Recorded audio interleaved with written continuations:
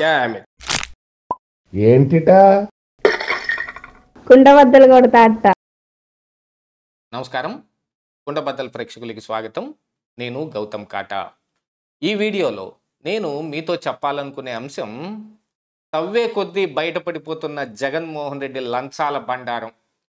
అదానీ కంపెనీతోటి ఒప్పందం కుదుర్చుకోవటానికి 9,000 మెగావాట్ల కరెంటుని వాళ్ళ దగ్గర నుంచి పర్చేజ్ చేయటానికే 1,750 కోట్ల రూపాయలు లంచం తీసుకున్నాడు. ఇది FBI ద్వారా బయటపడింది. గత కొద్ది రోజులుగా మీడియా నిండా ఇదే చర్చ నడుస్తుంది. ఇప్పుడు అసలైన వ్యవహారం కొంత బయటకు వస్తుంది. కేవలం 9,000 మెగావాట్లకే 1,750 కోట్ల రూపాయల లంచం తీసుకొని ఉంటే అంతకంటే ఎక్కువ ప్రొడక్షన్ చేయటానికి ఆ తరువాత జగన్మోహన్ రెడ్డి చాలా కంపెనీలతోటి చేసుకున్న PPA ఒప్పందాలు దాంట్లో కూడా దాదాపుగా 20,000 కోట్ల లంచం అందింది అన్నట్టుగా ఈ రోజున TDP నాయకుడు ఆనం వెంకటరమణారెడ్డి ప్రెస్ మీట్ పెట్టి వెల్లడించారు. అందులో PPA జగన్మోహన్ రెడ్డి అధికారంలోకి వచ్చిన తర్వాత ఈ PPAలు కుదుర్చుకున్న దాని మీదట ఏ కంపెనీలతో కుదుర్చుకున్నారని ఓ పెద్ద లిస్టే చదివారు. గ్రీన్ కో కానీ, అరబిందో కానీ, ఇండోసోల్ కానీ, షిరిడి సాయి కానీ, AM గ్రీన్ అనే కంపెనీతోటి, ఆస్థా గ్రీన్ అనే కంపెనీతోటి ఒప్పందాలు కుదుర్చుకున్నారు. ఇలాగ సోలార్ పవర్ కానీ, విండ్ పవర్ కానీ ఇలాంటి PPA ఒప్పందాలు కుదుర్చుకుంటే అదానీ దగ్గరే 1,750 కోట్ల రూపాయలు నొక్కేశాడంటే మరి వీళ్ళందరి దగ్గర ఎంత తీసుకోవచ్చు అనే విషయంలో కూడా మరి ఇప్పుడు అధికారంలో ఉన్న పెద్దలు కొంత సమాచారం సేకరిస్తున్నట్టుగా బయటకు వస్తుంది.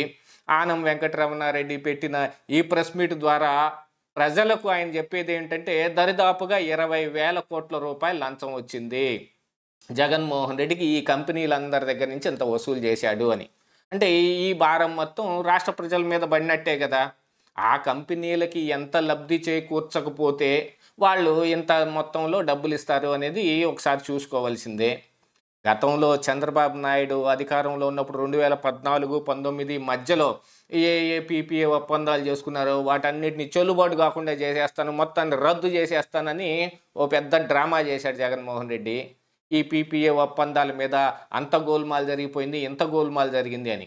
ఇప్పుడు ఆయన అధికారం పోయిన తర్వాత ఆయన బండారం మొత్తం ఈ రకంగా బయటపడుతుంటే జగన్మోహన్ రెడ్డి తాలూకు అదానీ ఈ కంపెనీతో జరిగిన వ్యవహారాన్ని FBI ద్వారా అమెరికన్ దీంట్లో కేసు పట్టడం ద్వారా బయటకు వస్తే ఇప్పుడు అసలు బండారం మొత్తం ఇక్కడ ఆంధ్రప్రదేశ్ రాష్ట్రంలో తవ్వుతున్నారు.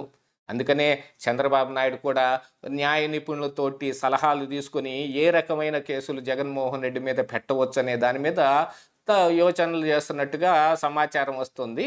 దీంతో పాటుగా ఈ అదానీ వ్యవహారం అనగానే కేంద్రంలో ఉన్న పెద్దలకి ఇతనికి మధ్య ఉన్న మంచి సంబంధాల దృష్ట్యా ఆయన్ని ఇరుకుని పెట్టడానికి, అధికారంలో ఉన్న BJPని ఇరుకుని పెట్టడానికి మరి కేంద్రంలో కూడా ప్రయత్నాలు జరుగుతాయి కదా. అలాగనే సుప్రీంకోర్టులో విశాల్ తివారీ ఓ పిటిషన్ వేశాడు. అమెరికాలో పెట్టబడిన ఆ కేసు ఇక్కడ మాత్రం ఎందుకు పెట్టడానికి వీల్లేదు, ఈడ కూడా పెట్టాలి, మీరు గవర్నమెంట్ని ఆదేశించండి అని. మరి అది రేపు కోర్టులో బెంచ్ మీదకి వచ్చిన తర్వాత ఏం జరిగిద్ది అనేది చూడాలి. కాకపోతే ఇక్కడ జగన్మోహన్ రెడ్డి అదానీల వ్యవహారంతో ఏదో తీగలాగితే డొంకంతా కదిలిందంటారు చూడండి, ఆ చందాన ఇప్పుడు జగన్మోహన్ రెడ్డి గుట్టంతా బయటకు వస్తుంది. గ్రీన్ కో కంపెనీతోటి ఏం ఒప్పందం చేసుకున్నారు, యాక్చువల్గా ఇది అదానీ కంపెనీతో చేసుకుంది 9,000 మెగావాట్లు అయితే ఈ కంపెనీలన్నిటితో కలిపి ఇంకా చాలా ఎక్కువ మొత్తంలోనే ఉంది.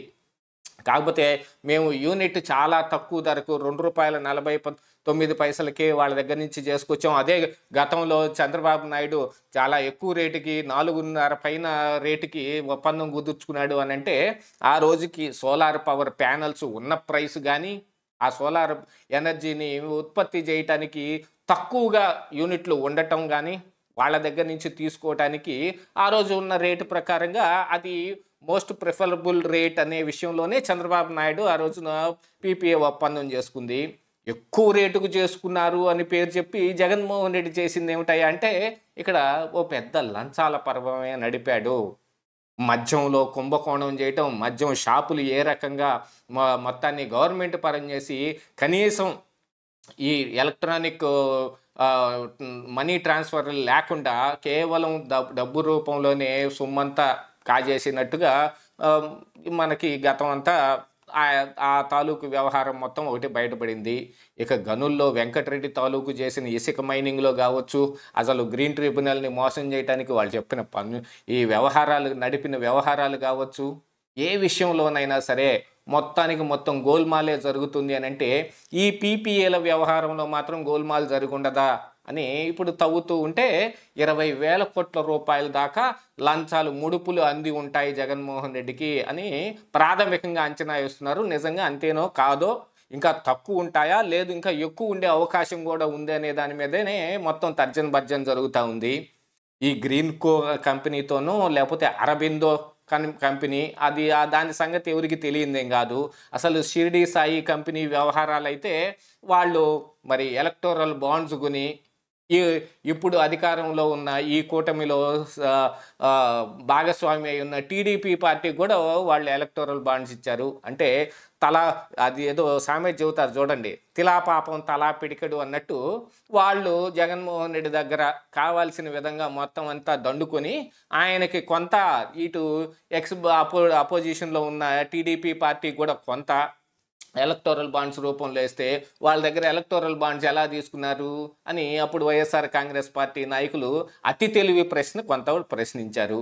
అఫ్కోర్స్ ఇక్కడ ఉన్న రాజకీయ పార్టీలు మొత్తం వాళ్ళు ప్రతిపక్షంలో ఉన్నప్పుడు ఈ అధికారంలో ఉన్న నాయకులు ఎవరైతే ఏమైతే కార్యక్రమాలు చేస్తున్నారో ఆ కార్యక్రమాల్లో పాలు పంచుకున్న ఇలాంటి ప్రైవేట్ సంస్థలు, అదానీ కావచ్చు, అంబానీ కావచ్చు, ఇలాంటి వాళ్ళు ఎవరితోటైనా సరే వాళ్ళ మీద వీళ్ళు విరుచుకుపడిపోతారు. మొత్తం తప్పులే జరిగిపోతున్నాయి అంటారు.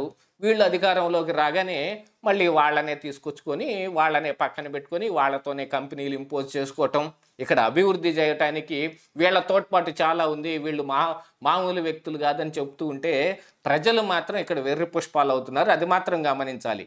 ఎవరు అధికారంలోకి వచ్చినా ఈ సోకాల్డ్ కంపెనీస్ ఏవైతే ఉన్నాయో, ఎప్పటి వరకు షిరిడి సాయి మీద టీడీపీ చేయని ఆరోపణ అంటూ ఏదీ లేదు. వీళ్ళు అధికారంలోకి వచ్చి 5 నెలలు గడుస్తున్నా కూడా ఆ షిరిడి సాయి మీద ఎటువంటి యాక్షన్ ఏం తీసుకోలేదు. వాళ్ళు ప్రతిపక్షంలో ఉన్నప్పుడు బోల్డన్ని కబుర్లు చెబుతారు, వాళ్ళ మీద మేము రాగానే ఇది చేసేస్తామని. లోకేష్ అయితే రెడ్ బుక్ రాసుకొనివ్వండి. అఫ్కోర్స్ ఆ రెడ్ బుక్ దేనికి పెట్టాడు, ఏ వ్యవహారంలో పెట్టాడు అని అంటే, మరి ఆ తరువాత అప్పుడు జగన్మోహన్ రెడ్డి హయాంలో ఎవరైతే ఆయనకు వత్తాసు పలికిన ఈ అధికారులందరూ ఉన్నారో చాలామంది ఇప్పుడు మళ్ళీ మంత్రుల పేషీల్లో వాళ్లే కనిపిస్తున్నారు, వీళ్ళ చుట్టూతా పనిచేసే వాళ్ళల్లోనూ వాళ్లే కనిపిస్తూ ఉన్నారు. ఏ అదానీనైతే అప్పుడు డేటా సెంటర్ పెట్టడానికి ఇక్కడికి వచ్చినప్పుడు తెలుగుదేశం పార్టీ నెత్తిన పెట్టుకుందో జగన్మోహన్ రెడ్డి విమర్శించాడు. జగన్మోహన్ రెడ్డికి అధికారంలోకి రాగానే ఇదిగో ఈ సోలార్ ఎనర్జీని పర్చేసింగ్లో కావచ్చు, తరువాత పోర్ట్లన్నీ కట్టబెట్టే విషయంలో కావచ్చు, వీటన్నిటి వ్యవహారంలో ఆయన నెత్తిన పెట్టుకుంటే ఇప్పుడు మళ్ళీ టీడీపీ అధికారంలోకి వచ్చిన తర్వాత ఇక్కడ జమ్మల మడుగులో ఈ 1000 మెగావాట్లతోటి ఒక యూనిట్ పెడతా ఉంటే దానికి జరిగే వ్యవహారం మీద ఆదినారాయణ రెడ్డితోటి జరిగిన దాంట్లో కూడా ఏం జరిగిందో మనం చూసాం. అంటే మళ్ళీ అదానీ గ్రూపే ఇక్కడ అవసరం అవుతోంది. ఏమైనా కానీ వీళ్ళందరూ కలిసి ఇదిగో ఈ జగన్మోహన్ రెడ్డి బండారం మొత్తం ఇప్పుడు బయటకు వచ్చేస్తుంది. అందులో ఎన్ని వేల కోట్ల రూపాయలు మరి ముడుపుల కింద జగన్మోహన్ రెడ్డికి అందాయో ప్రాథమికంగా ఇప్పుడైతే 20,000 కోట్లన్నా ఇక మీదట ఎంత బయటకు రాబోతుంది అనేది మాత్రం చూడాలి. ఇదే ఈరోజు కుండబద్దలు.